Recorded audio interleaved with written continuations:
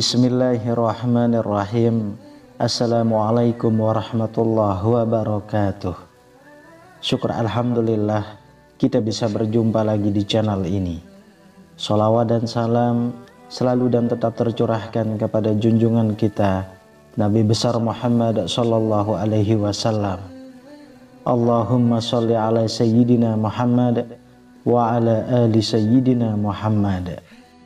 Harapan dan doa saya semoga saudaraku semuanya selalu diberikan kesehatan, dilapangkan rezekinya, diampuni dosa-dosanya, dan dipanjangkan umurnya. Amin ya rabbal alamin. Sahabat beriman yang dirahmati Allah, dalam agama Islam, zina merupakan salah satu dosa besar yang sangat dibenci oleh Allah. Dalam kehidupan sehari-hari, kita mungkin tidak menyadari bahwa ada banyak bentuk zina yang harus dihindari, baik itu secara lahir maupun batin. Pada kesempatan kali ini kita akan membahas larangan-larangan dan konsekuensi dari berbagai bentuk zina dalam Islam. Kita akan melihat betapa pentingnya menjaga hati, pikiran, dan perilaku kita agar terhindar dari perbuatan yang melanggar aturan agama.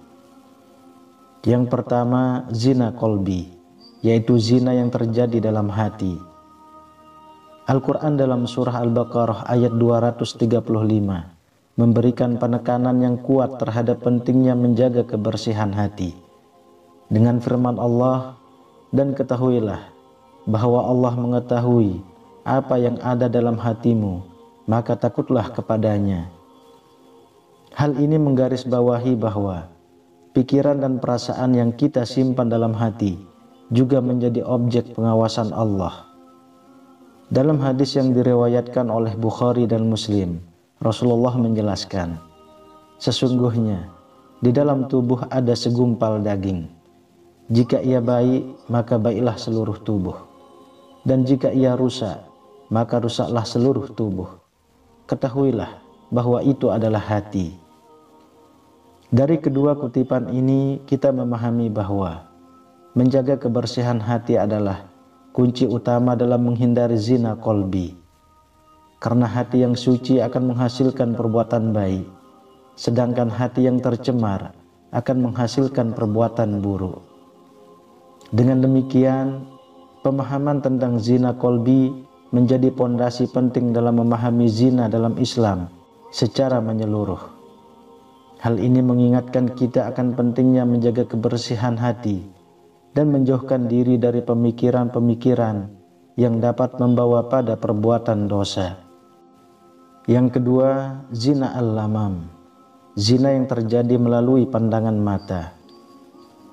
Al-Quran dalam surah An-Nur ayat 30 menegaskan pentingnya pandangan.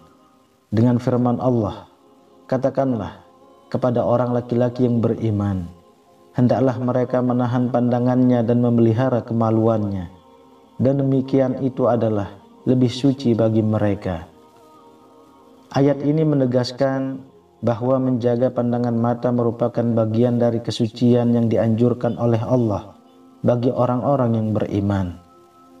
Dalam hadis yang diriwayatkan oleh Imam Al-Hakim, Rasulullah menjelaskan bahwa pandangan adalah salah satu sarana dari banyaknya sarana-sarana iblis untuk menyesatkan manusia.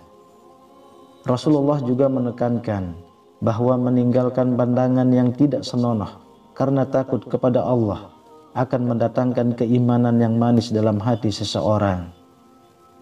Dari kutipan Al-Quran dan hadis di atas, kita memahami bahwa menjaga pandangan mata merupakan bagian integral dari menjauhi zina dalam Islam.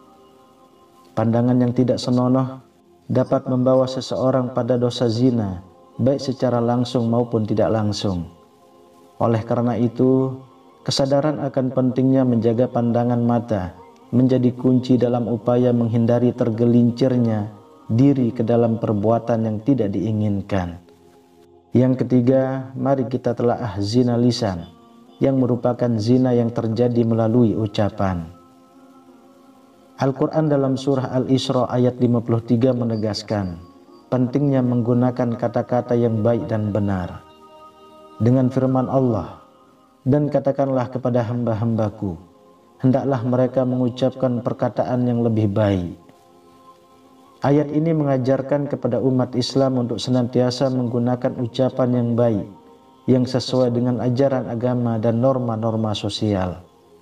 Dalam hadis yang diriwayatkan oleh Bukhari dan Muslim, Rasulullah memberikan arahan yang sangat jelas mengenai pentingnya berbicara dengan baik. Dengan sabda beliau, barang siapa yang beriman kepada Allah dan hari akhir, hendaklah berkata yang baik atau diam. Dari kutipan Al-Quran dan hadis di atas, kita memahami bahwa zina lisan atau dosa yang terjadi melalui ucapan yang tidak senonoh atau menyakitkan sangat ditegaskan dalam ajaran Islam. Ucapan yang buruk dapat menyebabkan kerusakan yang besar, baik pada diri sendiri maupun pada orang lain. Oleh karena itu, penting bagi umat Islam untuk senantiasa berhati-hati dalam menggunakan kata-kata serta menjaga ucapan agar selaras dengan nilai-nilai Islam. Yang keempat, kita akan membahas zina telinga, yaitu dosa yang terjadi melalui mendengarkan hal-hal yang diharamkan. Al-Quran dalam surah Al-Hajj ayat 30 menasihati umat manusia untuk menjauhi perkataan dusta. Dengan firman Allah, dan jauhilah perkataan yang dusta. Ayat ini mengingatkan kita bahwa tidak hanya ucapan kita yang harus dijaga, tetapi juga hal-hal yang kita dengarkan. Hadis yang diriwayatkan oleh Imam Muslim juga memperkuat hal ini dengan menyatakan, akan ada nanti di antara umatku orang-orang yang duduk-duduk berbincang dengan hal-hal yang diharamkan. Rasulullah menegaskan bahwa mendengarkan pembicaraan yang tidak bermanfaat atau diharamkan adalah perilaku yang tidak sesuai dengan tuntunan Islam. Dari kedua sumber tersebut, kita memperoleh pengertian bahwa zina telinga seperti mendengarkan gosip, fitnah, atau pembicaraan yang menyesatkan sangat tidak dianjurkan. Hal ini bisa membawa dampak negatif pada spiritualitas dan perilaku seseorang. Oleh karena itu, sangat penting bagi setiap muslim untuk memilih secara bijak apa yang mereka dengarkan dan dari mana mereka mendapatkan informasi.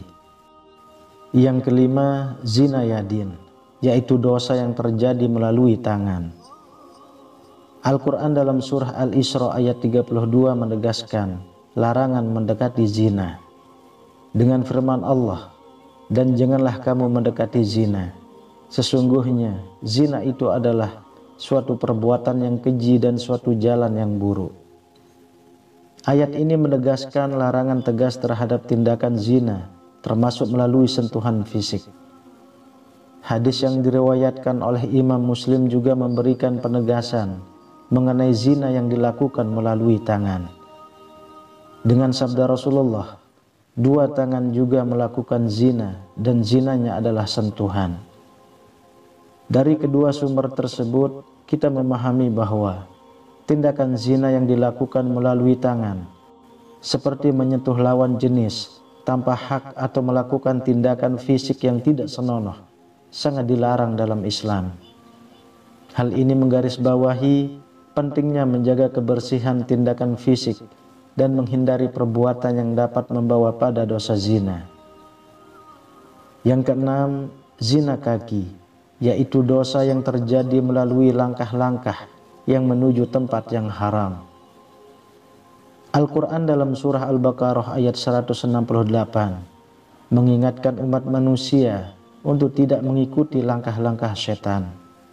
Dengan firman Allah, dan janganlah kamu mengikuti langkah-langkah setan. Sesungguhnya setan itu musuh yang nyata bagimu. Ayat ini menegaskan pentingnya menjauhi segala hal yang dapat membawa pada perbuatan dosa dan maksiat.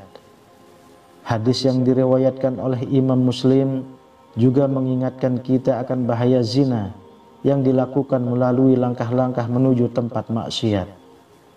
Dengan sabda Rasulullah, dua kaki juga melakukan zina, dan zinanya adalah berjalan menuju tempat maksiat.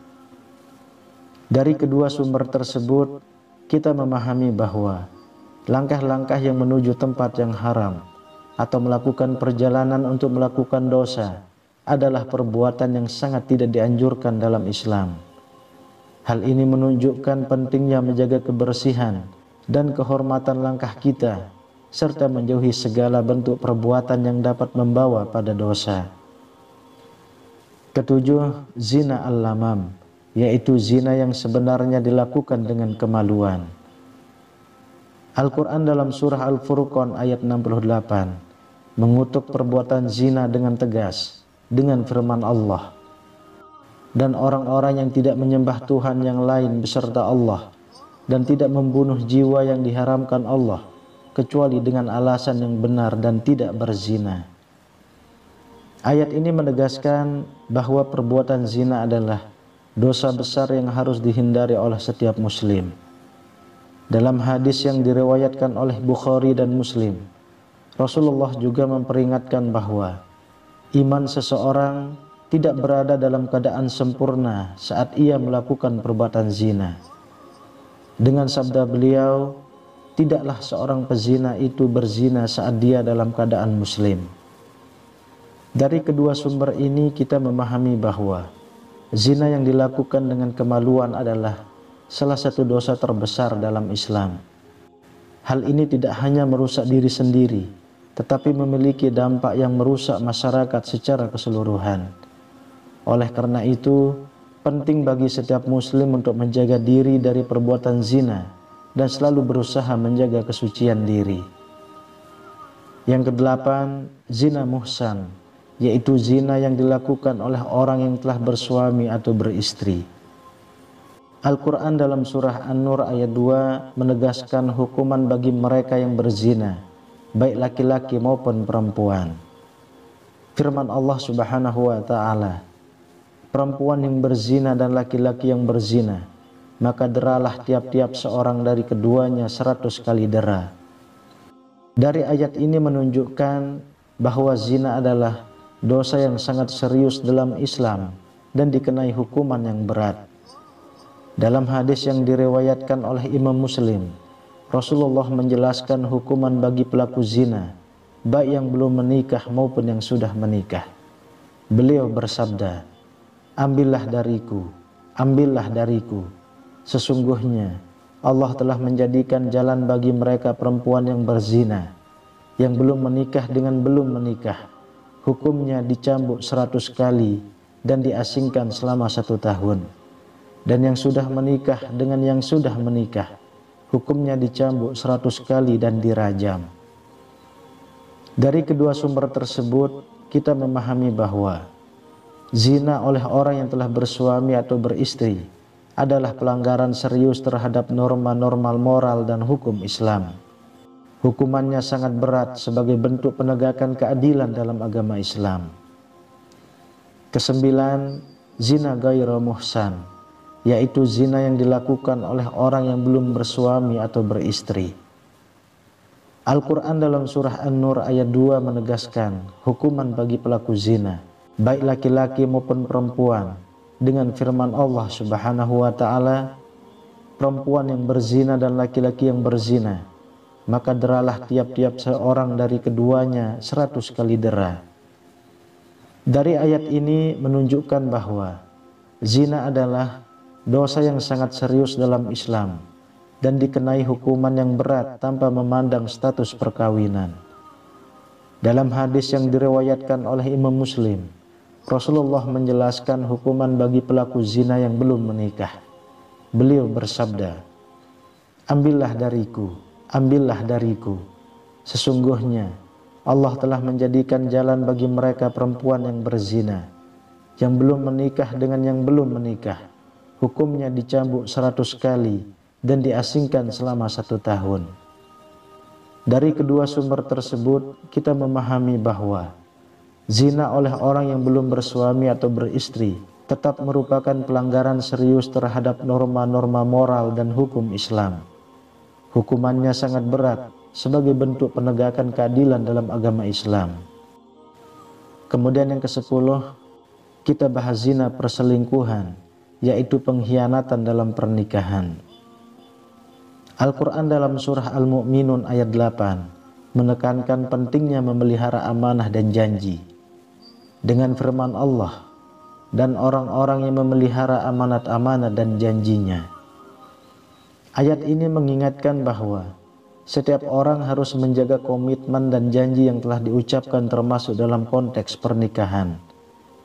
Dalam hadis yang diriwayatkan oleh Imam Bukhari dan Muslim, Rasulullah mengingatkan bahwa setiap individu bertanggung jawab atas tindakannya. Dengan sabda beliau, setiap kamu adalah pemimpin, dan setiap kamu akan dimintai pertanggungjawaban atas yang dipimpinnya. Dari kedua sumber tersebut, kita memahami bahwa perselingkuhan merupakan bentuk pengkhianatan serius terhadap janji pernikahan dan amanah yang dipikul oleh setiap individu. Hal ini menunjukkan pentingnya menjaga komitmen dalam hubungan suami istri dan memperlakukan pasangan dengan kejujuran serta keadilan. Wallahu a'lam bishawab. Demikian yang bisa saya bagikan. Semoga bermanfaat untuk kita semua. Amin ya rabbal alamin.